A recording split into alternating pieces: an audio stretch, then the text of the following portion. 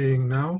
So Dr. Freeman, thank you so much for watching our video here in the future about our project. Today we have a very special guest.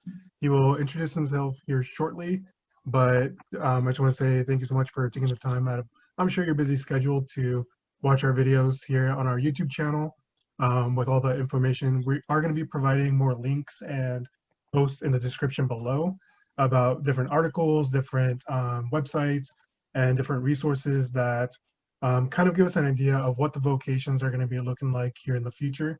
We are going to have a couple of different videos on this channel just to kind of go over different aspects and different perspectives. But for tonight, we're going to be starting an interview. And then if you would like to introduce yourself, please and thank you. Hi, my name's Earl Hoover. I am the Assistive Technology and Business Engagement Coordinator for the Idaho Commission for the Blind and Visually Impaired. I too am a alumni of U of I. I received my master's in rehab counseling and human services there at University of Idaho, and I have my credential as a certified rehabilitation counselor. So primarily, what I do at the Commission is I assist clients and counselors by assessing adaptive needs of clients to overcome blindness or low vision barriers toward employment or education.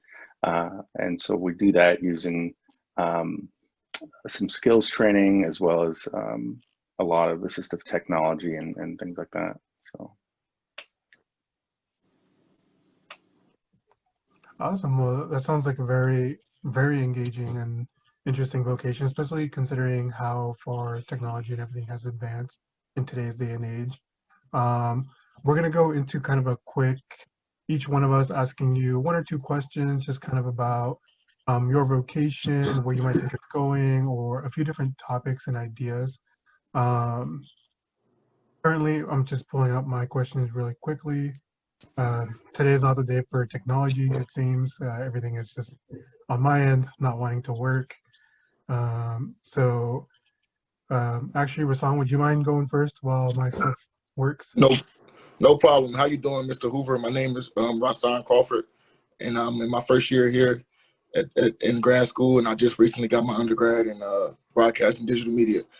For my first question, I would like to ask you, in terms of the world and professions, how friendly do you view the world when it comes to limitations such as a loss of sight? Well, it's certainly come a long way.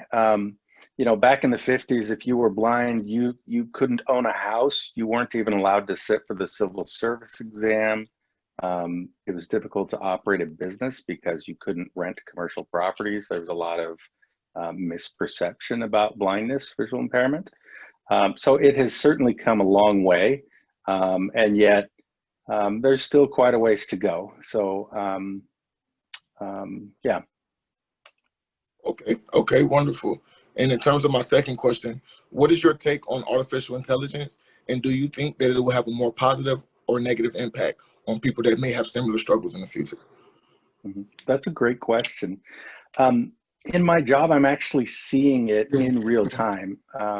There are positive impacts with regard to how AI is being used with regard to disabilities, not only with visual disabilities, but with cognitive impairments and things like that.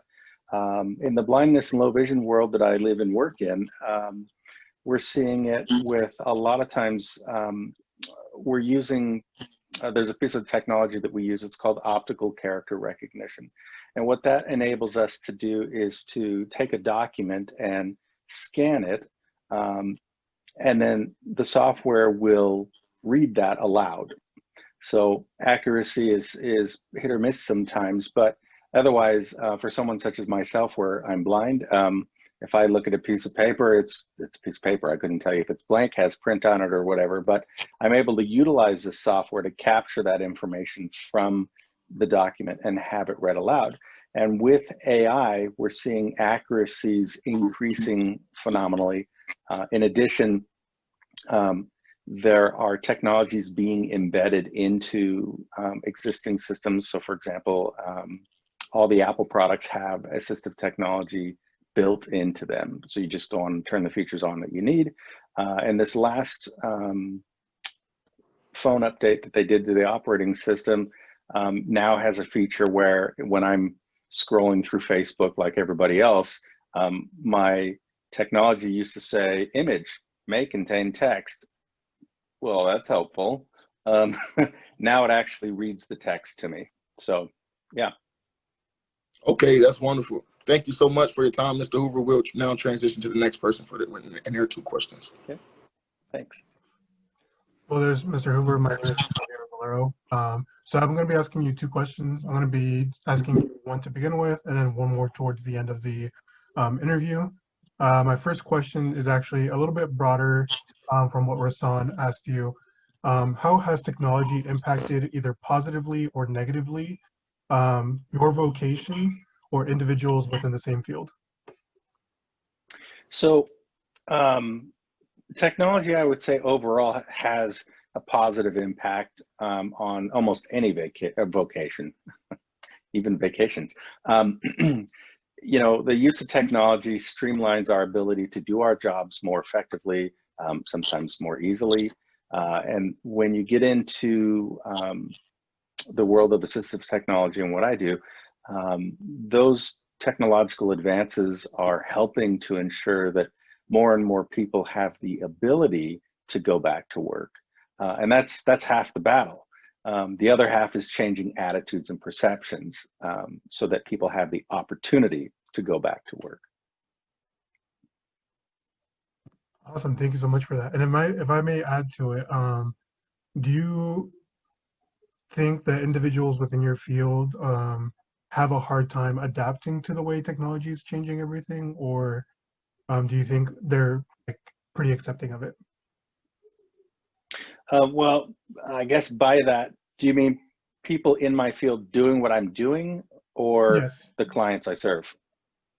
Okay. So I'm sorry, go ahead. Oh, no, you got it perfectly on the spot. Okay. So people who do this for a living as assistive technologists, in this field, we recognize technology is always changing, ever evolving. You know, nobody's an expert because it's, you know, that bar is always moving. So a lot of what I do is a lot of self-training and update and product, you know, getting to know various products. So a lot of what I do, in addition to working with clients and counselors, is also working with vendors and businesses and things like that. So there's a huge relational component to this type of work. Gotcha. Thank you so much for that insight. That's definitely really like interesting to think about, and how everything is, like you were saying, it's evolving rapidly and it's just always changing, that we can never, I guess, truly become experts in those kinds of things. So thank you so much for your insight. Sure. Okay, so I mixed up my words when I sent the questions to you guys, but I don't know exactly how accurate the statistics are, but about 20% of people that are employed between 16 and 64 are disabled, and there aren't very many jobs, if any, that they can't do, not can do. Do you think that the increase of technology in the world, that the rate of employment will increase or decrease in the next 50 years for persons with disabilities? You know, that's a great question. And we're seeing numbers decreasing as far as unemployment. A lot of that has to do with the advances that are happening in technology. And a lot of it has to do with attitudinal awareness and campaigns to develop more diversity within the workplace. So that's all helping. So as far as the percentages go, I believe the national percentages for disability in general are about, like you said, 20, 30%, somewhere in there. More specifically within the world of blindness and visual impairment, the numbers are a little higher. When we look at visual impairments or blindness compared to other disabilities, it's a very unique disability, and it requires additional services and training, which, you know, a lot of folks may or may not realize, but it's also why in a lot of states, such as ours, we have what's called a dual model when it comes to vocational rehabilitation. So Idaho and other states have separate agencies that deal solely with blindness and visual impairment, because when we look at those numbers, we're looking at 40 to 50% of working age persons who are unemployed. And there's some different reasons why, technology being part of it, but also, you know, in some cases there is an ongoing sense of entitlement, in the sense that, you know, children who are blind or visually impaired oftentimes are used to, you know, unfortunately, parents don't always know how to, you know, how do I handle that as a parent of a blind child when, you know, there's no manual or anything like that for it. And so what ends up happening, unfortunately, is we end up overprotecting these children, or we isolate them by sending them to specialized schools where everybody there is blind or visually impaired. And so there are social implications where there are social developmental things that aren't happening that typical kids don't experience, because a lot of our social behavior, our social cues come from visual observation. With blind visually impaired kids, those have to be taught. And so what ends up happening is you have, in some cases, a percentage of the people not working are people who have grown up sitting on the couch, everybody doing everything for them, and then they become an adult, and now they're stuck in that cycle because they don't have any coping skills or adaptive skills to critically think or, you know, step out into the big world as anyone else would. Another component are people who are new to blindness. Unlike other disabilities, blindness is typically a disability that affects the majority in older age. So as we're nearing the end of the employment age range, we start to see things like macular degeneration in older people. Diabetic retinopathy is one that is hugely becoming a cause. A lot of that has to do with obesity and things like that. And so, you know, traumatic injury can also cause blindness, whether it's a physical injury or a traumatic brain injury, which can damage the visual cortex, things like that. And so the numbers for unemployed are out there, but we're starting to see diminished numbers of unemployment. So more people are having opportunities to go back to work, but and that's partially